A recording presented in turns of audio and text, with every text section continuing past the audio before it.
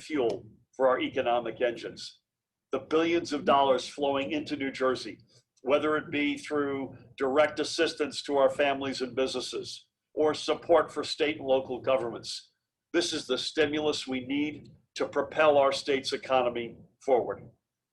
And in the potential for the full Gateway project finally getting underway, and it will be wholly transformative for New Jersey's economy.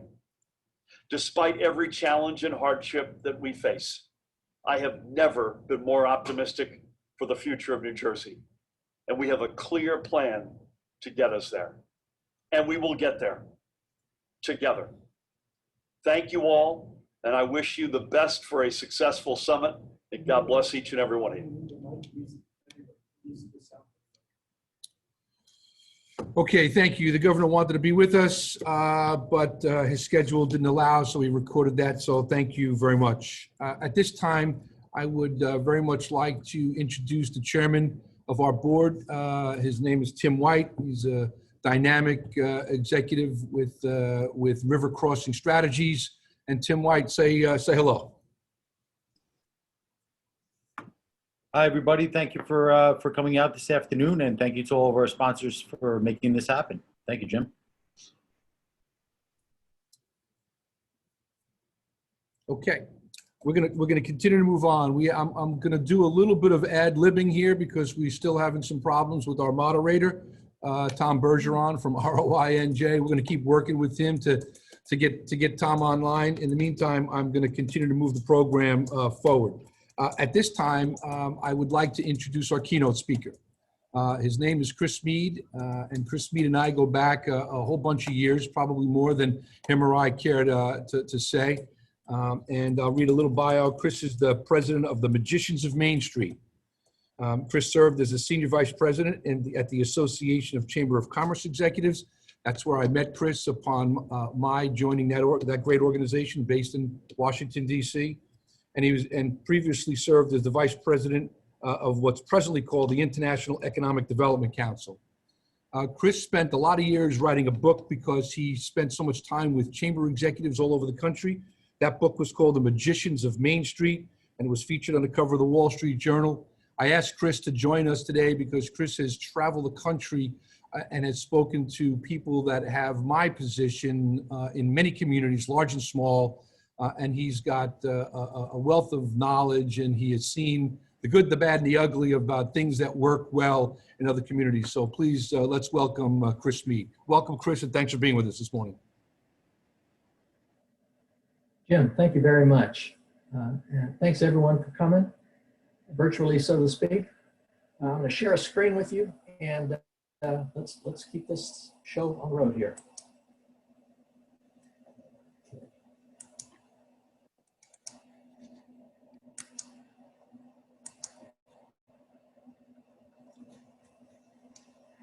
A 100 years ago, we had a big plague, almost as bad as the one we have right now, in some ways worse. And also, 100 years ago, a group of business people in New Jersey, actually it was at the Chamber of Commerce in Atlantic City, decided they needed some kind of a festival to excite people to come to the beach after Labor Day. So what they do, they started the pageant. It's just one example of the kind of creativity that small business can come up with when times can be tough, as they are now. And I think we're going to see similar sorts of creativity this time around. You've heard, maybe you heard yesterday, the president of the CDC, Dr. Rochelle Walensky, say she had a sense of, quote, impending doom. Well, I disagree. I agree with your governor. I think all these shots going into arms are going to bring prosperity to New Jersey and to the rest of the country. His goal of what is it, 70% of people in New Jersey, adults, having the vaccine by the end of May, that promises a revival in the economy of this state. It'll be fantastic. We can already see that in Israel, where 57% of the people are fully vaccinated and the economy is taken off like a rocket. So there's hope. But in the meantime, what do we do for small business people? That's what this meeting's about. That's what your governor and what Jim were talking about. Who cares? Who's going to help small business through this situation we're in? Well, there's one group that will, or that has already shown its interest. U.S. Congress. Look at that. The percentage of people that voted in favor of the extension of the Paycheck Protection Program that gives loans to small business. The vote was 415-3 in the House of Representatives and 92-7 in the Senate. That's a margin of more than 100-1 in the House and more than 10-1 in the Senate.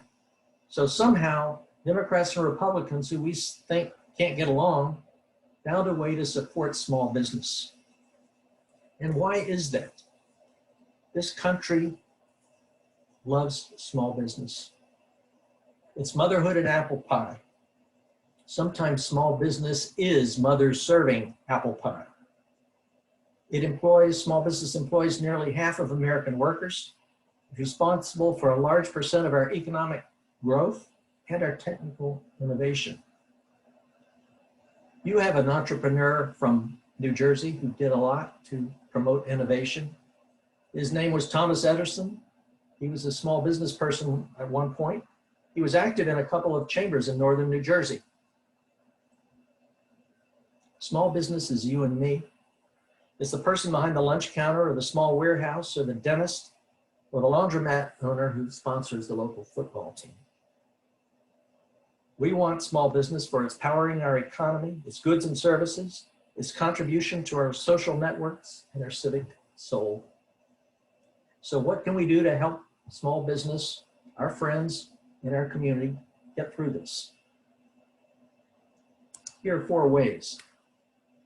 Show the flag, be flexible on fees and regulations, focus on the sectors that are hurting the most, and of course, support vaccinations. What about showing the flag?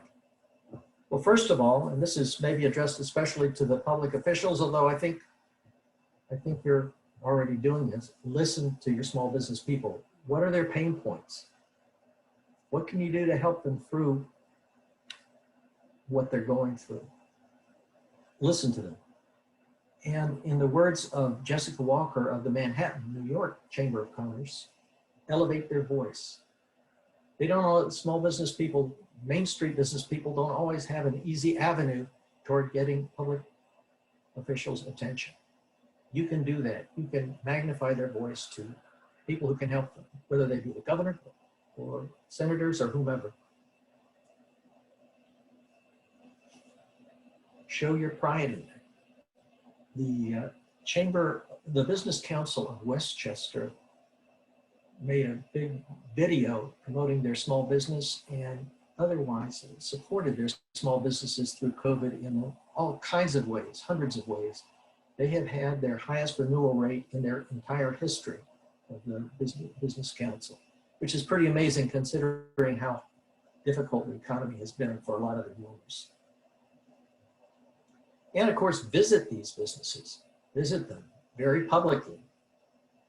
Use FaceTime Live, LinkedIn, whatever you can think of, Facebook, to show the public that you care about these people. And I realize a lot of the elected officials already do that, but now is a great time to do it. And these businesses are in particular need of kind of getting through the last couple of months and turning the corner to a brighter future. I'll give you an example of one person who tried this visiting strategy very publicly. This is Bill Connors. He's from the chamber, the Boise Metro Chamber in Idaho. He visited all 64 of his restaurant and coffee shop and bar members. His total membership, I think, is over 1,000, but these are the ones who are in those specific businesses. He visited all of them. Says he gained 10 pounds. There was a certain cost to this, but he said it was worth every pound in terms of how these businesses appreciated what he was doing. He even had imitators. Some people said, I can't make it to all 64, but I'll make it to 30 of them. But that's an example of how people caring about them at times like this. Be flexible on fees and regulations. Feel the pain of local small businesses, Main Street businesses, and see what you can do to help them out. Seems kind of obvious, you know, the saying, don't kick someone when he's down or she's down. Don't impose fees on businesses that have had catastrophic losses. If they've been operating at 25%, 35%, 50% of capacity, is this really the time to come up with a new fee for them as they expand on the sidewalk or somewhere else to try to get a few extra tables for the restaurant? Hampton, Virginia, they closed Queen Street, a portion of Queen Street, where there are a lot of restaurants and retail. And there was a big boom in pedestrian traffic. It was great. They didn't charge the businesses anything for that expansion of their footprint and expansion of their customer base. And of course, it meant more sales tax to Hampton. Red tape cutting. Why not make a list of things you can do in your community to cut red tape? Then maybe you grab one of those big pairs of scissors. Jim, I don't know if you have one of those giant pairs of scissors for ribbon cuttings. Get a big pair of scissors, cut a piece of red tape to show the public what you're Rick, doing. you got every kind of scissor you can imagine, buddy. And think twice before saying, we can't do that. There's got to be 4 better words that you can use the next time someone comes up to you with a problem. Try not to use those 4 words. You can see some flexibility from the states. Mark Kleinschmidt of the Annapolis Chamber in Maryland was giving me some examples. You know, sales tax holidays, tax deferrals, micro grants to small businesses. You can help small businesses with funding. We've heard some of these already today. The CARES Act, American Rescue Plan Act, Paycheck Protection Program, where maybe you can help small businesses cut through some of the tape of those applications. You don't want to really end up with the image that Philadelphia had, at least recently. There was a report that the Philadelphia Chamber put out on, quote, the ease of doing business, unquote. First, they mentioned, 1,000 area businesses were closed during the COVID period, 45,000 jobs lost. Philadelphia, they said, was the 12th worst city. They were quoting another study, was the 12th worst city to open a business in the United States. Well, that doesn't sound very good. But there are some clues to how to make things better, which you can see from some of these good cities in the same study. Shorter times needed to open a business, ability to fill out forms online instead of in person. And if you do have to go in person, try to concentrate the offices in a single place and not put them all over town. Kind of basic stuff, but important. This may seem obvious too, restaurants, bars, coffee shops, Main Street retail, hotels and venues. Those are the kinds of places that have hurt the most. There's some places that haven't. For example, I went to a bicycle shop. I don't know, you've probably been to some small businesses that have gone gangbusters over the COVID period. Florists have done well because people felt they couldn't travel so much, but they could save with flowers. But anyhow, there are plenty of other small businesses, especially restaurants and bars and coffee shops, I think, that have had trouble. Your Somerset Patriots, the minor league team, like 600 other minor league baseball teams, didn't have a season. I can't think of a tougher problem than that to overcome. So those are kinds of the places, some of the places you might look at to try to help. Obvious again, but important. Help with vaccinations. You can get vaccinated publicly if you haven't already when your time comes. Put it on FaceTime Live. Show people. Celebrate what's happening. Tell people where to get vaccinated. Maybe they have some information, but you can put it on your website too, or provide links to it. Celebrate wins. Let's say in your own company, You could say, hey, 90% of our staff, or all 5 of our staff members have got their vaccinations. You can try to fix problems. I'll give you one example from coastal Virginia. Newport News, the chamber there discovered that public school teachers were getting vaccinated, but private school teachers were not. They made some phone calls. A few business people made some phone calls on a Thursday and a Friday. And the next Tuesday, those private school teachers, that includes, Catholic school teachers and others, were in there getting vaccinations. Encourage companies to get their workers vaccinated. Help them. If law requires, I'm not sure what it is in New Jersey, but in some places, you have to give your employees half a day to get vaccinated. Well, and there's no reason an employer can't say, take the whole day off if that's what it takes to get you vaccinated. Just get vaccinated.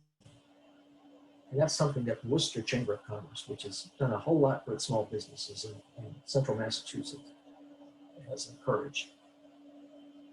There's a study that McKinsey came out with very recently that said vaccinated people spend more money. Sounds obvious, but if you're vaccinated, you're going to get out. I think some of y'all were already talking about that earlier today. Get out and spend some money. So for every reason you can think of, getting more vaccinations is a good idea, and encouraging. That's the ultimate solution to our problems. So in conclusion, this is the time to help small business. They'll always remember what you do today. Every public official can find some way to help, and everyone can help, public or private, business people, whatever your job is, whatever your company is, use your megaphone to help power the recovery, which, believe me, is on the way. Now, there was a family that came to, in fact, Lyndhurst. I know some of them were in Lyndhurst, but came to northern New Jersey in 1687. The Van Winkle family. And learning about this, I remember, of course, there's another guy named Van Winkle, Rip Van Winkle, fictional character from Washington Irving. He's the guy who fell asleep on a mountain in the Catskills for 20 years. Well, all of us have been in a kind of a sleep ourselves, not for 20 years, but for one very, very long year. Now we're starting to wake up. Like Rip Van Winkle, we're going to wake up in a world that's a little different. In fact, a lot different than the one we left behind. I hope when you wake up, things are better. And I hope when all of us wake up, we can make the world a better place than it was before this whole thing started. In order to make this region and this state and this nation a better place, you're going to need a small business community that's stronger than ever. Please make sure you have it. Thank you. Thank you, Chris. Great presentation, and that certainly provides a great foundation for the rest of our conversation today. So thank you. Appreciate it. I'd like to introduce our next speaker. I have the honor and pleasure of introducing one of our biggest advocates here in the Meadowlands region. Senator Paul Sarlo has been representing our district here, District 36, since 2003. He's also the very powerful chairman of the Senate Budget Committee, so all of the good ideas that we're going to be discussing today that come along with a state price tag, those issues will likely go through his committee at some point. And Senator Sarlo is also has a very unique perspective in that he's also the 21-year mayor of Woodridge, a great town right here in Bergen County. So Senator Sarlo has a great perspective both from the state side and from being a local mayor, and I'm sure he's going to provide us with some great insight here. So without further ado, I'd like to introduce Paul Sarlo. Thank you. Thank you, Tim. And thank you for giving me the opportunity just to pop on here and provide some brief comments. Give a shout out to my good friend, Jim Kirkos. Jim, it's good to see you. and all the work that the chamber is doing during this pandemic as we emerge, hopefully in the coming weeks here. And as we hit the summer, hopefully we are in a much better place than we are today. Every day gets better. I know the numbers are scaring people a little bit, but I think every day more vaccines go in people's arms, we're going to get better and better. I think from Tim's perspective, more importantly than being a senator, being a mayor, I believe is, especially during difficult times, we can make the bigger and greatest impact on our communities and our small businesses. Even more importantly, sometimes than the state government. We need to be flexible. And I think the presentation that I was just briefly listening to is about being flexible. You know, I know sometimes mayors, we take a very hard line. We want to keep our streets pristine, clean, safe. But now is the time to be a little bit flexible and work with our small business owners. If they need some outdoor space. I was the sponsor of the bill that actually is going to allow outdoor dining, extend your alcohol beverage permits for 2 years. Takes you all through this spring, summer, and fall, and then through the following spring, summer, and fall to work with businesses. Of course, we need to make sure that they're doing it safely, reliably, not taking away handicap spots, make sure pedestrian traffic is safe, make sure that people are protected from vehicles, but be flexible. You know, the law is clear, but it also gives a lot of flexibility to our locals to go out and to work with these small restaurants and luncheonettes, small tavern owners and breweries to give them some flexibility. So if they're doing something they shouldn't be doing, work with them, explain to them what's going on. The law, although I got some pushback from mayors across the state, the law gave a lot of latitude to communities to work with our small businesses. So on that end, we as mayors, let's do what we can to help prop some of these folks up. On the state level, we have some comprehensive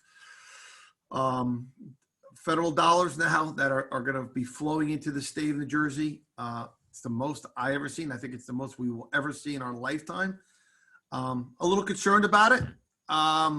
As always, anytime that amount of money flows from the federal government on down, always concerned about waste and abuse. So it's going to be incumbent upon my committee and others to make sure it's getting into the right hands of the right folks, and that's getting to the small business owners. There's enough programs there to get money to these small business owners. I would suggest working through the Meadowlands Chamber so they can get through the EDA. All the money on the business folks is going to flow from the EDA. It's going to flow from the EDA on down. Not the governor's office, not the legislature. It's going to flow from the EDA on down. So if you have small business owners, get them into the hands of the Meadowlands who could connect you with the EDA. And then another agency, I thought, Joanne Semaluka and the Bergen County Economic Development have done an amazing job of getting, small stimulus checks into pandemic so they could, during the height of the pandemic, so they could pay some salaries, pay their rent, pay their utilities. So that's been also a huge help, the Bergen County Economic Development folks. So keep up the good work. Mayors, you're on the front line. We as mayors are on the front line here to help these folks. And let's do our part on this vaccination. Encourage. There's a lot of naysayers out there. And now is our time to tell them normalcy's around the corner, but the more people get vaccinated, the timetable will speed up if we get more shots in arms. Thank you. Senator, thanks very much for being with us today. You continue to lead. I appreciate you always participating both as a mayor and as your leadership as a senator. We still got a whole bunch of things to do. We have a bunch of projects moving forward here in the Greater Meadowlands area that we'll need your support on, and we appreciate your continued leadership. So keep fighting the good fight. Thank you for being with us today. Hey, Jim, just a question for you. So am I in the EDA piece? Are they communicating with you guys or on the small business piece, or is that not happening yet? No. EDA has been great, and I have to also. I was going to say it in my comments at some particular point in time today that Joanne Semaluka and the Bergen County EDC has been absolutely fantastic. Even the chamber applied for one of the grants from the county and was successful in getting a grant. And so they've been great. She is tremendously passionate about helping businesses. And so between Bergen County and EDA and frankly, Paul, who's also been great is the Business Action Center. Melanie Willoughby down there running the Business Action Center has been terrific. We've stood up a business resource center specifically for all the COVID resources, and sometimes we'll refer people to those particular sources, and sometimes we'll handhold them through there. But all three have been very good about it. Yeah, you got to remember there's two things, right? So the governor signed I'm just reading the title right off the legislation in front of me here. The New Jersey Economic Recovery Act of 2020, which provides for administration of programs and policies related to jobs, property development, food deserts, community partnerships, small and early stage businesses, state procurement, wind energy, and film production. So we've done that, and that's being administered through the EDA. There are a bunch of programs, and then you have the federal dollars on top of that, the American Recovery Act, that we still don't sort of have enough direction yet from the federal government. So those are two pots there that we here and on the local level should be looking to get money for our businesses from.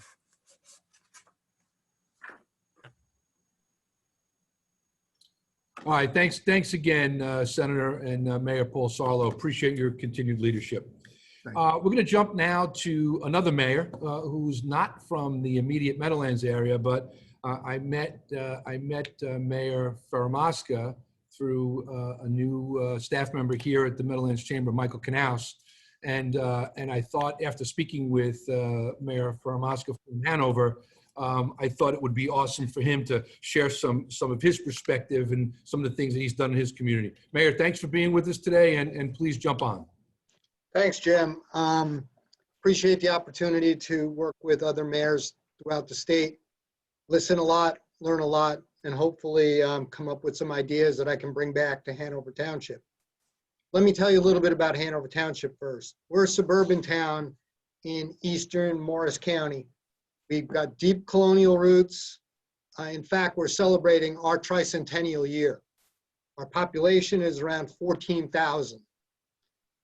Approximately 10 years ago, we lost our #1 rateable, Alcatel-Lucent, which was a huge hit to our municipality.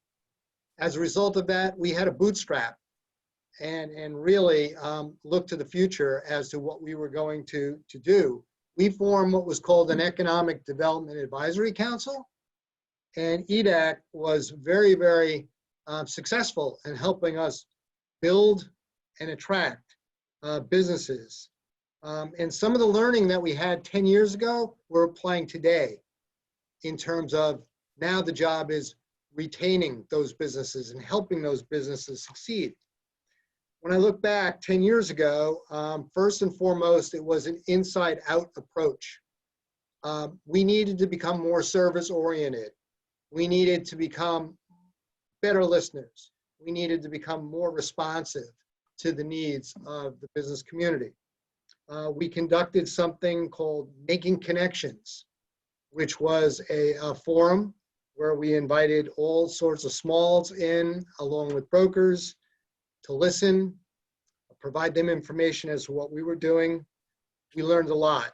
We were successful in bringing in some major corporates, such as Bayer, MetLife, Barclays Bank, restored our rateable base, and now we have a sound community where we've got a good mix of large and small working together almost in a symbiotic process. So this learning that we experienced and developed 10 years ago is now being leveraged today with regards to COVID. In regards to COVID, the shift is retention. What can we do? What efforts can we undertake to help the smalls? Number one and foremost, we heard this a lot from Chris as well as the senator in terms of you got to fight COVID first. And fight COVID first is we need to provide information about testing, We need to provide information about vaccines. Well, how do we do that? Well, we do it on our website. It's not just pass through what's going on in county and state. We try to personalize it. We try to bring it down to a level so it's meaningful to them. And so it can become more actionable, because we recognize the more we can move along the path of shots in the arm, the better it's going to be for the health of our community, the better it's going to be for the business health of this community.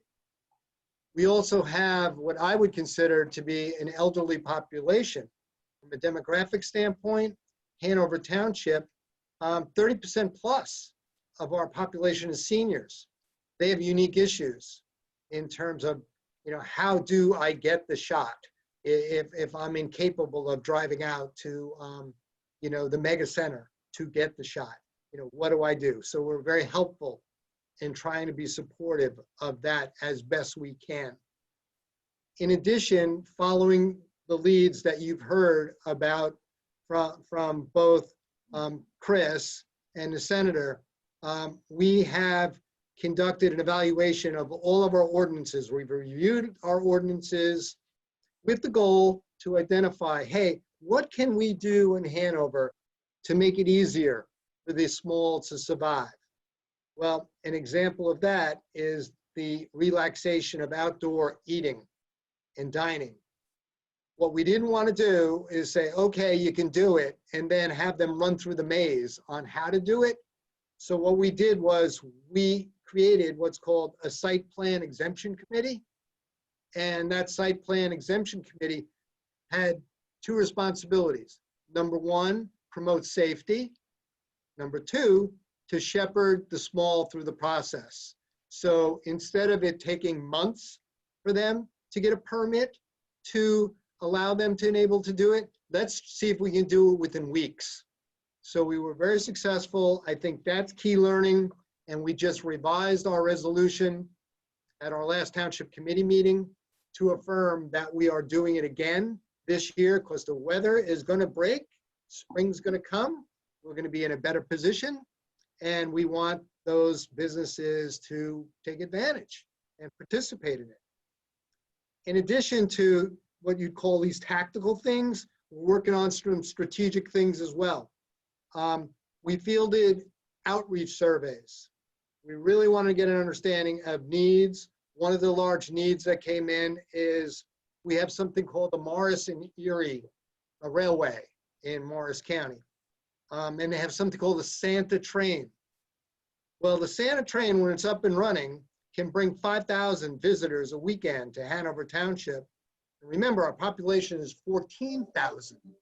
So our goal is to get that Economic Development Advisory Council in gear, and they're meeting and planning to see what can they do to help the smalls participating in, 5,000 people coming into our small community. In addition to, an activity like that, coming up with something like a Christmas fair, we're looking at a development of a local business directory. They need to get the word out. They need to make it easy for people to find them. So what we're looking at is a dynamic online directory. We're in the process of doing it now. One of the other initiatives that we're looking at, and I'd like to learn, especially from some of the other mayors who are here today, about their experiences with Assembly Bill 4806, as to that bill designed to help shop local. I'd like to hear from them as to what their experiences are. We're looking at it now, we're contemplating it, but we're not there yet. From a future moving forward, we're focused on improving quality of life for our residents, for our businesses. We're excited about the fact that we have received something called a mobility grant from Rutgers University to help enable the disabled to participate in all aspects of life in Hanover Township. Be it, hey, I'd like to get to the small store, but I can't get to the small store because the way for me to get there, it's not safe. I can't deal with these roads. You know, you got to improve the crosswalks to allow me to get there. How can I get to your recreational program? Because MAPS, Morris County's transportation system, doesn't run on weekends. So we have a mobility grant in place. We're learning a lot on how to help the disabled participate in our community. They're an important part of our community as well. We're also looking to build out what we call our trail networks. Our trail networks are great. It's an undertaking that we've had for the past 6+ years. And what's great about the trail networks, they're designed to help people move from their homes throughout the township, as well as if I was in a corporate center, I can get on a trail during lunchtime. Maybe I can go to a restaurant. Maybe I can go to a small shop. So these trails are very exciting. They're very much used within our township. Two other initiatives I'd just like to highlight. Number one is called Center of Place. Center of Place is an initiative that we're working with Rutgers University on. It's an outreach initiative. So we have a survey online on our website, and we're seeking input from our residents, our businesses, as to, hey, how would you like to reimagine Hanover Township? What things would you like to reinvent in Hanover Township? Can we reshape Hanover Township in a way that is going to be more exciting, more inviting to you? And lastly, quickly, I'll touch on something about our colonial roots. We have a very active landmark commission in Hanover Township, and we want to embrace our history. And history can be great for us to learn from, and history can be great in terms of tourism. So we have a burying yard on State Highway 10, which is from circa 1720. We recently, very graciously, a family donated a building adjacent to that burying yard called the Tuttle House, and that Tuttle House will soon be a historical museum. And our Landmark Commission will be working on publishing a trail map to promote history in our township. So those are some of the things which we're working on in Hanover today, which will hopefully benefit our residents and our small businesses. Mayor, thank you very much for participating today. And again, in the beginning of this, I shared with everyone that our intention here today was simply to be a catalyst for a conversation that allows local mayors and local officials and even legislators like Senator Sarlo to really just think about what's necessary to advance business recovery. And the recognition that, as I said before, and I don't mean to repeat this, but I think it's important, it's going to take some time for businesses to recover. You know, spending a year at no capacity and 25% capacity, it's going to take a year or two for people to get back to restaurants and some retail places to get. So the flexibility that Senator Sarlo talked about before, and any policies that are local needs to be well into the future to give businesses a pathway and a runway to get back. You know, some people had to put some of their 401k monies back into their business to sustain and survive, and they need to catch up, and they need to get back to where they were.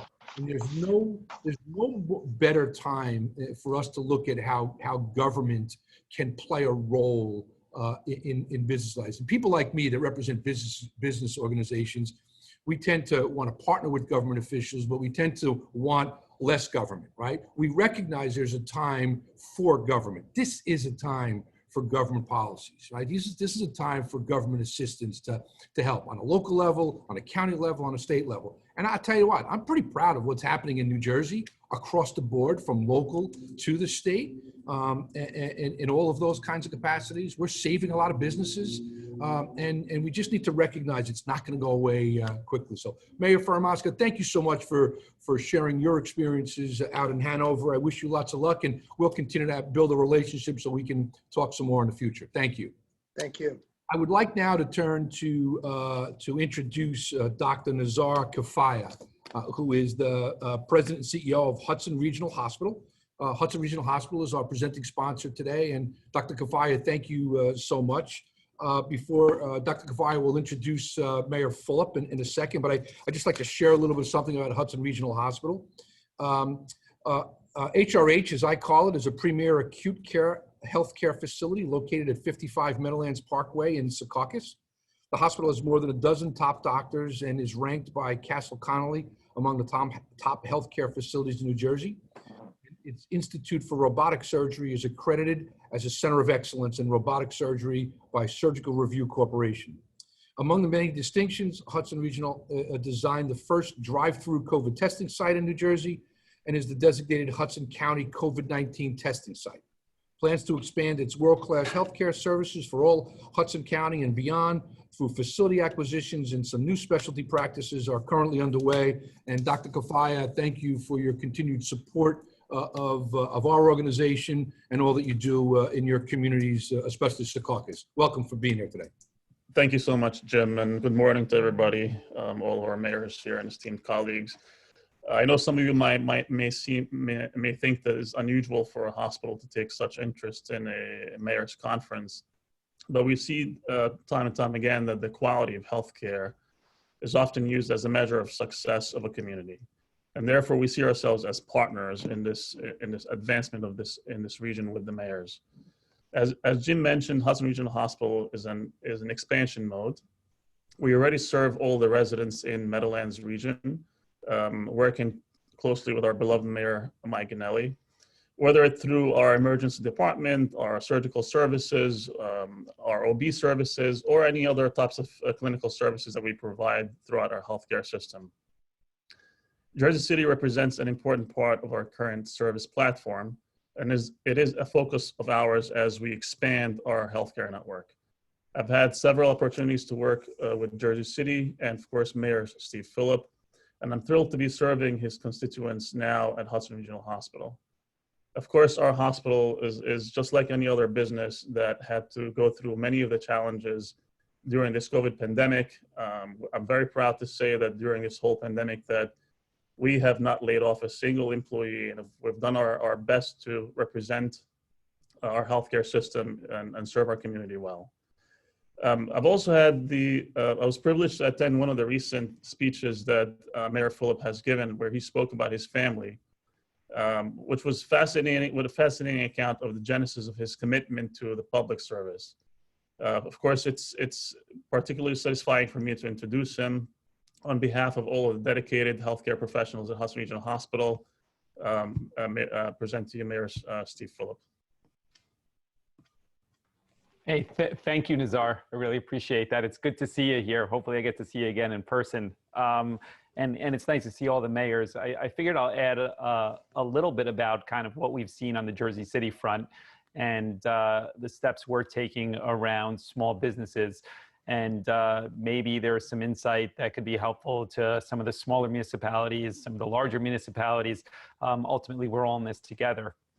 You know, going back a year, Jersey City was literally the first in New Jersey to take any sort of action as we recognized the pandemic expanding.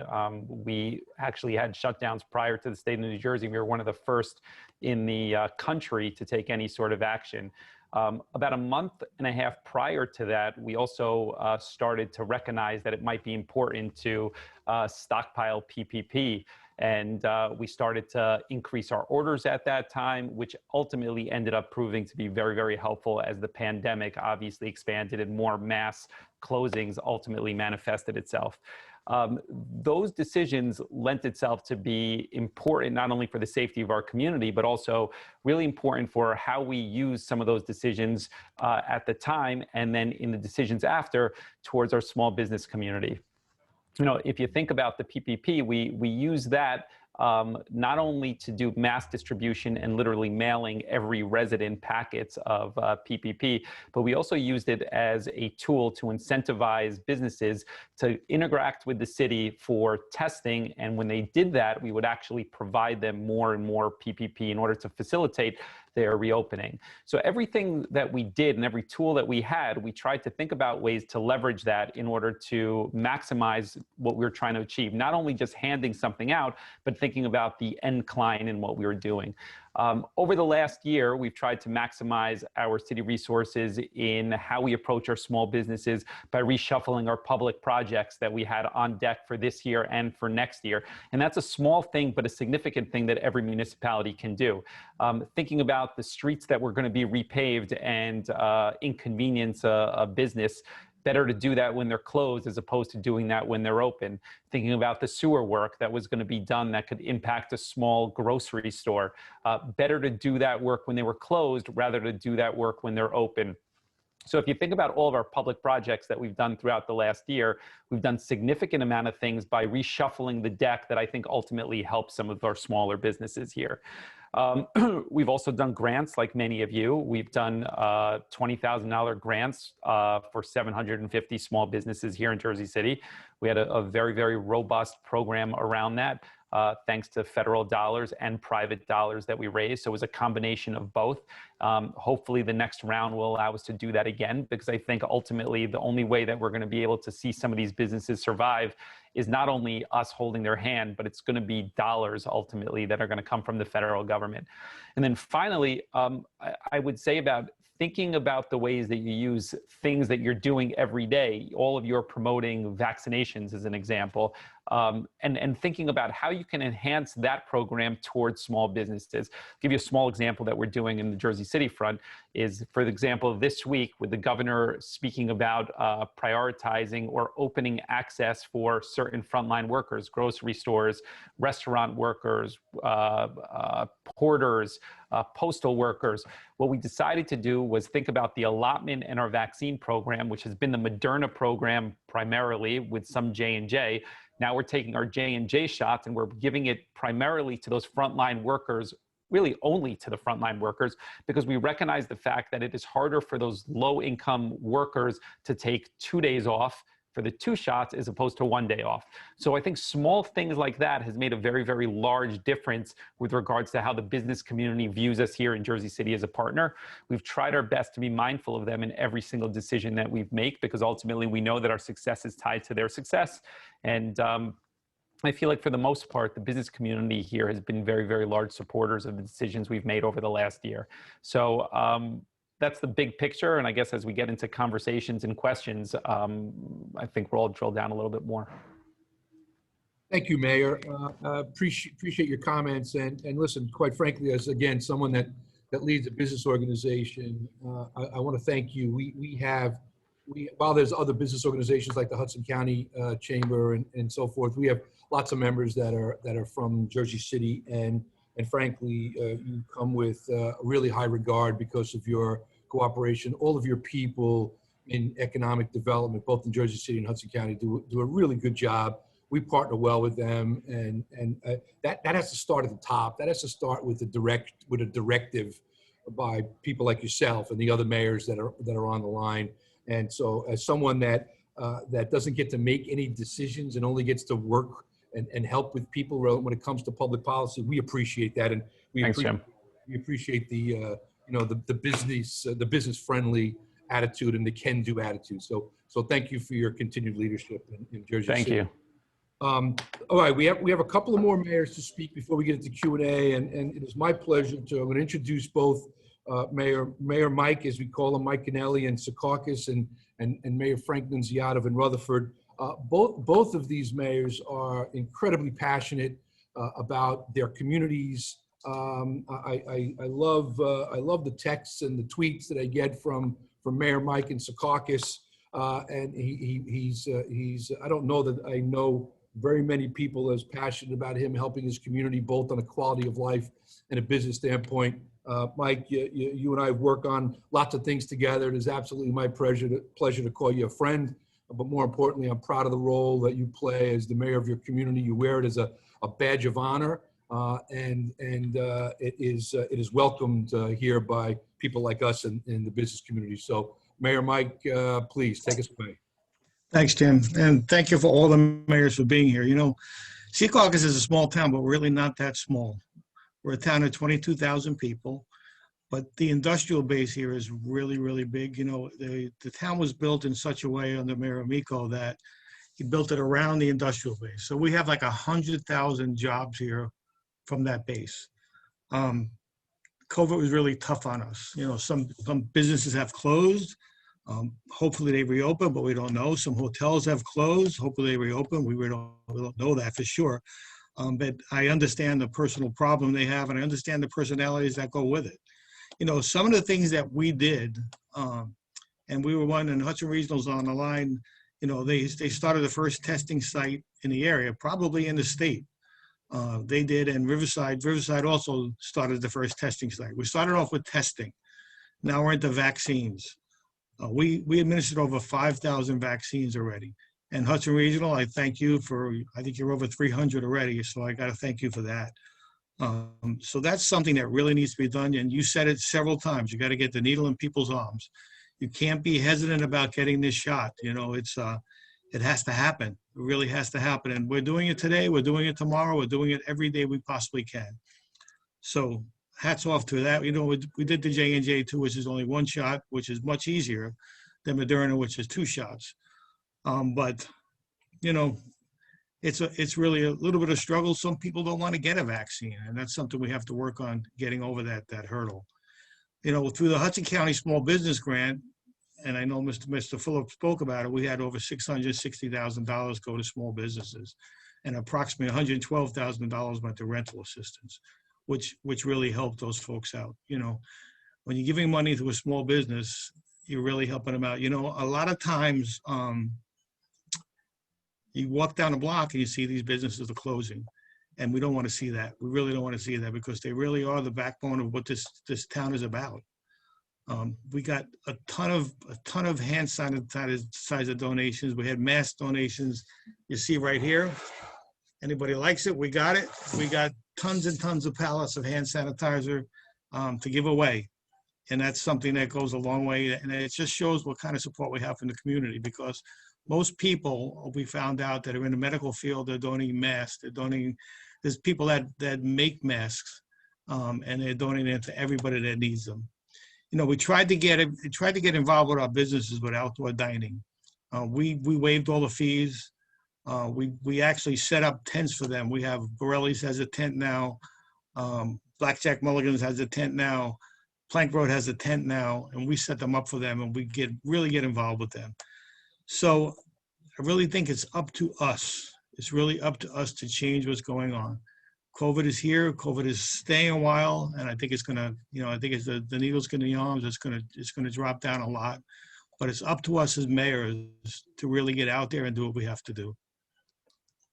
Thank you, Mike, and I appreciate all the things you're doing. You know, it comes to my mind when I think about this, having spent my earlier career in the restaurant business and in the catering business, I remember what capacity really means.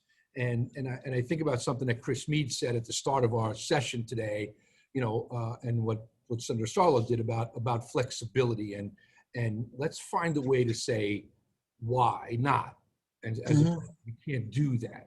You know, I think about when I was in the restaurant business, I couldn't put tables outside my cafe on Valley Brook Avenue in Lyndhurst when I first opened up my restaurant. And now we're finding out that it's just fine to be able to do that. And, you know, so what I want to say to the local officials that are on the call is, let's find a way to get unstuck. Let's find a way to, I mean, listen, we don't want to break rules. And we know that there are things there that are meant for safety and public health. And I'm not saying that we shouldn't adhere to those, but let's find ways to get around that, especially in the next couple of years as we're rebuilding our businesses and creating some new opportunities for businesses to open up and replace those. Listen, on main streets, some businesses are going to close because they just don't want to reinvest the money that it's going to take. Maybe they're in their late 40s or early 50s, and they don't want to spend another 20 years having to do that. And so some other business is going to come by, perhaps buy that business, and what's going to make it easy for that person to be successful. and create that trend. So that's what I ask all of the mayors that are on the call today, to just think about those issues, and let's get unstuck. Let's think about all the regulations that sometimes really stifle business opportunities, and are they all really necessary? And can we keep some flexibility in them for some time? And so thank you for the things that you've done in Secaucus. Hey, Jim, just one thing. Mayors have to learn to think outside the box, and that's really important. Really need to think outside the box when you're doing this stuff. And when you sit down with your businesses, you have to get them on board to say, we're going to help you, and we're here to help you. And I think that's something the mayors have to take into consideration. We're here to help them. Listen, that's Mike. That's music to my ears. You know, we did a roundtable a week ago of our small business council, just to get an idea as to what was ailing businesses, so we can set the table for today's discussion. And believe it or not, so many of those businesses, and many of them are on the call today, so many of them said, I want our officials to just listen to us. I want them to understand what we're going through. I want them to understand how even a little bit of help is a lot of help, right? And we'll maybe make it for us to get by a month or two, so we can get to the busy season and so forth. So it's that willingness to be able to do that, and absolutely thinking out of the box. You know, let's put everything on the table and share with one another. And that's kind of why I had Mayor Faramasca from Hanover here, and other people. It's just Mayor Phillip from Jersey City. It doesn't matter that his you know, he's the mayor of a large city. You know, some of those principles can be done in Secaucus and Rutherford, right? So let's turn to Mayor Nunziato in Rutherford. And Mayor, I want to give you some kudos, you and your team, especially your comms team, for some of the things that you came very early on in the process and met with me and said, hey, you know, what can we do? Can you help us promote the fact that we're going to close some streets down and we want to give our businesses the opportunity? I kept Mayor Nunziato in Rutherford for last because their downtown district is such a vibrant piece of not only Rutherford, but what I call one of the jewels of the Meadowlands. And so, Frank, thank you for being with us today. And why don't you share a little bit of your story in Rutherford and what you guys are working on, and perhaps some of the challenges you have. Thanks, Jim. I appreciate it. I would just also like to acknowledge the Council President, Mark Goldsacks here, as well as our Communications Director, Kim Bogosian, who have helped me pretty much through everything. As you know, I came to you prior, just as COVID was pretty much getting started. We were trying to promote our businesses unrelated to knowing that we were going to head down this road. And I appreciate your support, especially as we did get into the weeds with this. But, you know, to Mayor Ganelli's point about being creative, I think I've driven my borough administrator, my council president, my communications director insane with what we've tried to do in short order. Right after COVID started, I brought all the restaurants in and businesses on our downtown, sat them in our council chambers, asked them what they needed. We kind of broke all the rules. We shut down the streets. We put in parklets. We did, you know, we kind of chased the ordinances after the fact. So whatever you have to do to get your businesses up and running, I recommend everybody just get on board with it. We didn't really lose any business downtown. They hurt for a little bit, but we found creative solutions such as the parklets, which we put in for the entire season, which we're bringing back in May 1st. We're closing our streets down again at least one night a week. We're putting together a sponsor program so families could donate $100 or whatever they feel they can to close down additional evenings so the restaurants can thrive in the streets. We bring out some entertainment.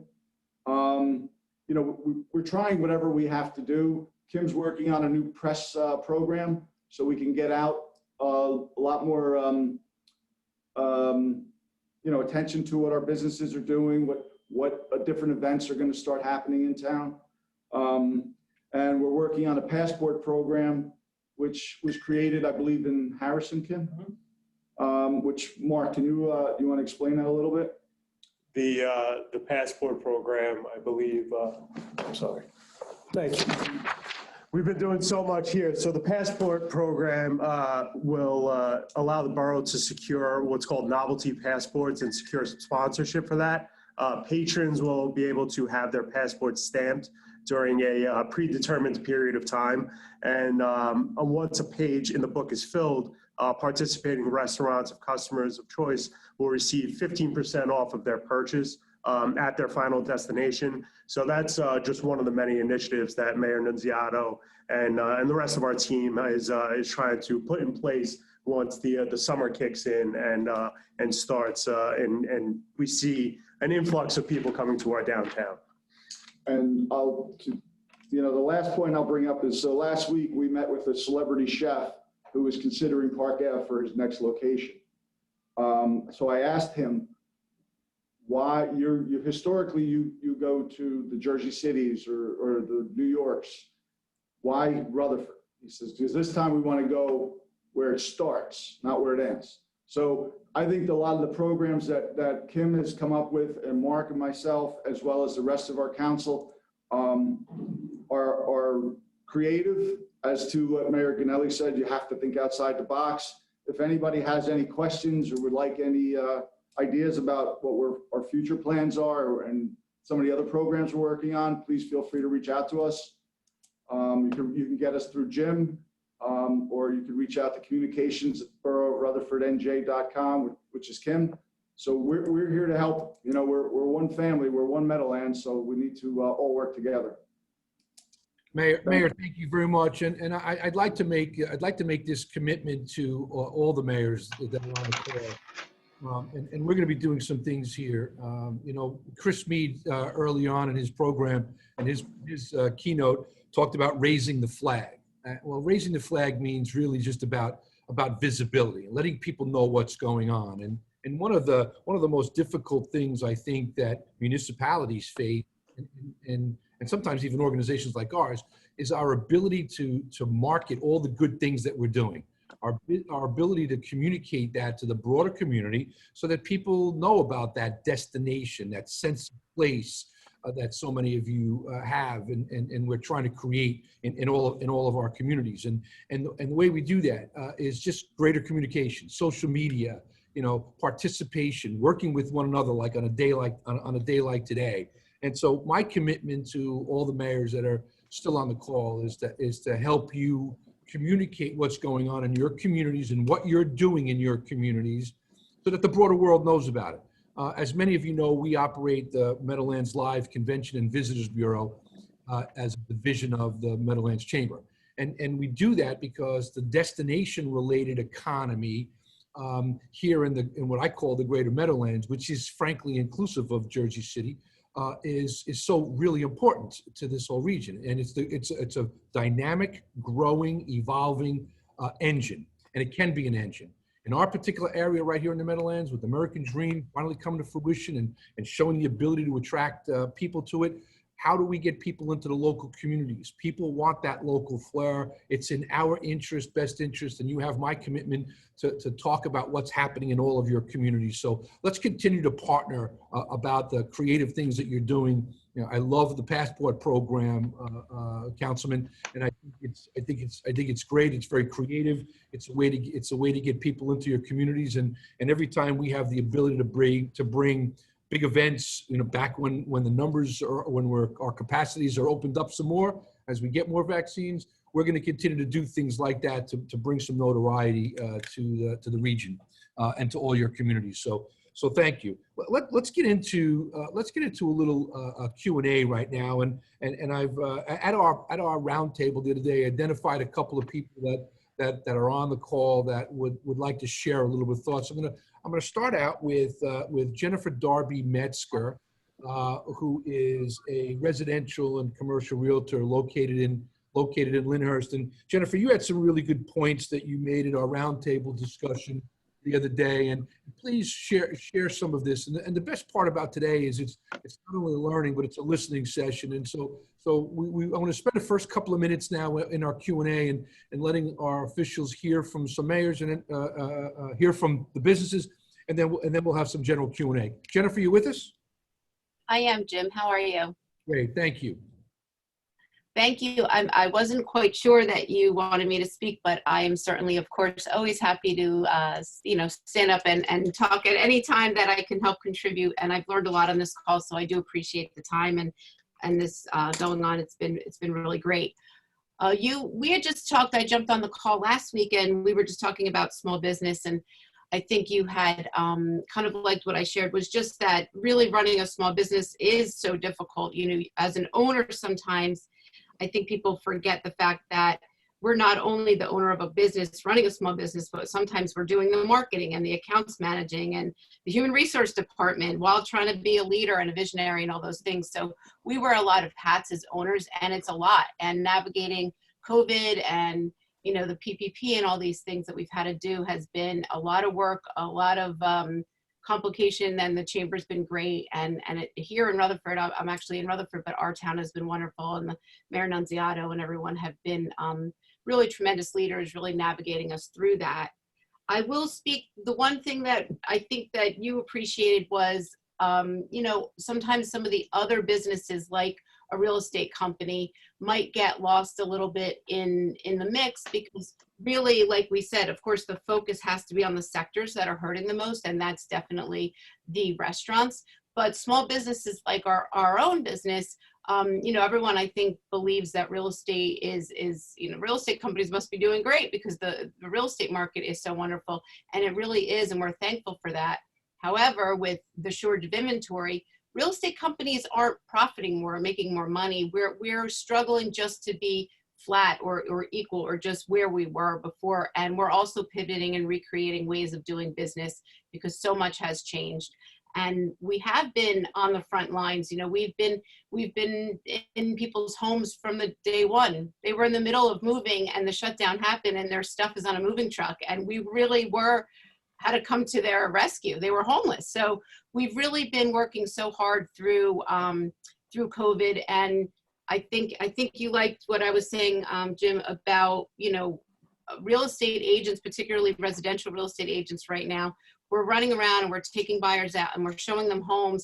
And for every home, there might be 20 or 30 offers happening on a house, and only one of the buyers gets to buy that house. And then the real estate agent the next week is taking those same people out and trying it again and again and again. And we're writing 12 and 15 offers for people and maybe not even getting to sell them a house. And maybe they're saying it's not the right time for me. So in our sector, we're working 2, 3, 4 times as hard for maybe the same amount of money or less. So I think part of what maybe towns can do better is to also maybe consider some of the other businesses that aren't the restaurants. Dan Meredith was talking about insurance, for instance, where, you know, we had a commercial trash program, but we were really not in the exact business district, so we didn't get to qualify for that. Or, you know, some of the, now they did a great job with promoting the downtown and some of those local businesses with photos or videos, and we didn't really get kind of in on that. And it really is hurtful too, because we are a small business and we sometimes, the service type business, not restaurants, we promote the small businesses sometimes more than they promote each other because they're direct competitors. So maybe embracing all kinds of businesses is something that's a good idea to keep in mind. I don't know if there's anything more you want me to speak to, Jim, but that's really kind of the gist of it. But our town has done a very, very good job navigating the pandemic for sure. No, I think, Jennifer, thank you. I think the point there that I liked, and when we elaborated a little bit last week at the roundtable, was just the idea that it takes as Mayor Faramasca pointed to earlier, it takes a certain kind of business sense mentality from the local governing body it's gonna help create a business-friendly environment in their community in all kinds of ways. You are a ripple effect kind of business, right? When someone comes to a residential realtor or a commercial realtor in town, you're the one that's pointing to lots of the other businesses in there. You're an important element, right? So your business and people like you, and even in all of the professional services that are located in those communities, they shouldn't be left out, right? What does it take to help them? And sometimes it's just a matter of local zoning and local regulations about how you can situate your business within the community and things like that, because you're a critical component to that. So thank you for sharing that, Jennifer, and for being with us today. I'd like to call on someone else too. Stephen Paul is a longtime member of the chamber and a longtime resident of Lyndhurst. And Stephen is a business coach and and a dear friend. And Stephen, you had some good perspective the other day. Please share your thoughts. I can still remember vividly being in my kitchen as a youngster, and we would have family dinners, and mom and dad would make a point of teaching us something. They would say, you know, we have a meeting, and when we go to that meeting, we sometimes disagree very strongly with the other people who are there. But you know what? After we're done, we'll go out and we'll go to the diner together, maybe the Lyndhurst diner, because I'm Lyndhurst, as Jim said. Now, the thing that was so impactful to me about that lesson is that my parents learned the important lesson of giving some grace, especially when there's stress in the air. It was so important to be able to give respect and grace to one another, in a way, especially when you have disagreements. They would have no concept whatsoever of saying that the other person hated them because they had a different opinion, or they wouldn't accuse them of being hateful, just having a different opinion. But they really taught me something important about the value of every person. And there's only one point I wanted to just underscore from what we've already heard. As the mayor from Rutherford pointed out, that we go where it starts. We go to where it starts because leadership begins on the inside. I so appreciated how Chris Meade dared to use the word hope here. It's been a difficult time for everybody, but the courage to say that word hope, I think is really helpful. And it's something that, Jim, you've done all along the way as well. You've maintained that practicality, yet that atmosphere of hope. And I think this is really important for us right now because the atmosphere and town feel are very important. They're important parts of the quality of life issues. So I appreciated so much the flexibility that I think each one has talked about. And as Mr. Sarlo talked about, as we emerge, I can really see us emerging from the inside out. And here's what I mean by that. Here's the call to action, that we maintain civility, maintain an open culture, maintain a flexibility and an atmosphere of freedom. As the mayors have underscored, of course, we all have to be safe, but to maintain an atmosphere of freedom and giving grace from the government to the businesses, from businesses to customers, and among us as business owners. Again, I really appreciate, Jim, what you're doing. I appreciate mayors, all the work, all the hard work that goes on behind the scenes to try and get us through this. And I appreciate this opportunity and hope to see you all. I know in Rutherford, you're my next door neighbor there in Rutherford. We enjoy going over to Rutherford from time to time, as well as frequenting the Lyndhurst institutions. So thanks again, Jim, and be well.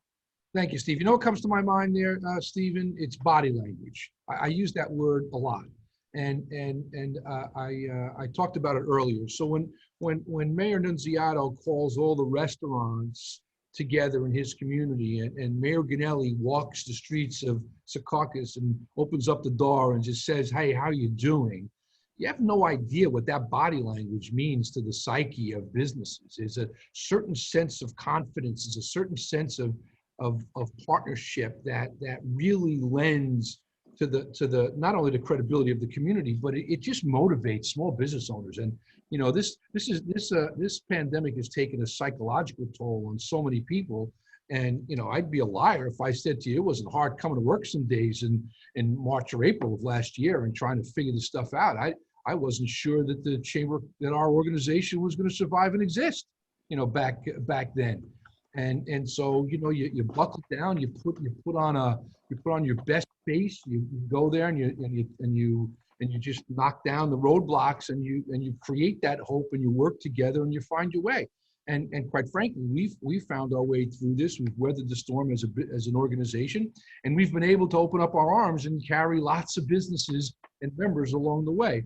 But it's body language. It's how our front face is. So I can't tell, you know, for all the mayors that are on the call and all the officials that are here, I can't tell you how important it is when you get to sit down with either an individual business or groups of businesses, and you show your willingness to try to think outside the box and find some ways for the community to work with local businesses. when that person goes home and he's sitting on the couch with his wife and they're thinking about reinvesting in their business, the likelihood of them wanting to do so in a community that wants them there and that's willing to find ways to help them is just grows exponentially.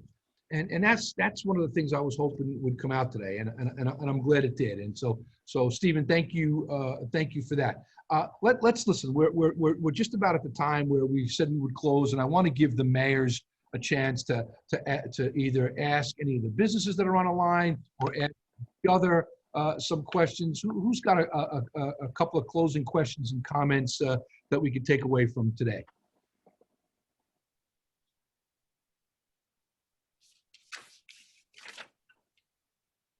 Anyone? Hey, Jim. Go ahead, Mike. Hey, Jim. I got my strawberry shortcake milkshake, so I have to go now.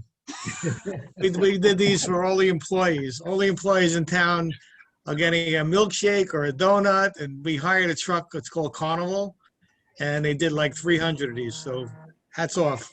Take care. Right. Well, thanks for being with us today, Megan. Bye-bye. For those that are still in the call, this dialogue and this mayor's summit, we plan on hosting a series of them through the rest of 2021. I want to thank everyone for being with us. I hope there was some more than a few tidbits of information that was helpful to you. And I want to extend an open invitation to all the mayors to work with not only this organization, the Meadowlands Chamber, and I would assist with other organizations in finding some of those creative out-of-the-box solutions. We are in this together. We need to continue to figure out ways so that all businesses, as an organization, we are incredibly diverse, not only in its true sense of the word diversity, but also in size and industry sectors of companies. Mom and pops, all the way to Fortune 500 and a couple of Fortune 100 companies are part of our organization. And so everybody in between, we need to figure this out together. Please don't be afraid to reach out to us. Mayor Nunziato, you and your team, thank you. We'll continue to help promote all the things you're doing in Rutherford and are about to do. Mayor Mike will continue to do that with the caucus as well.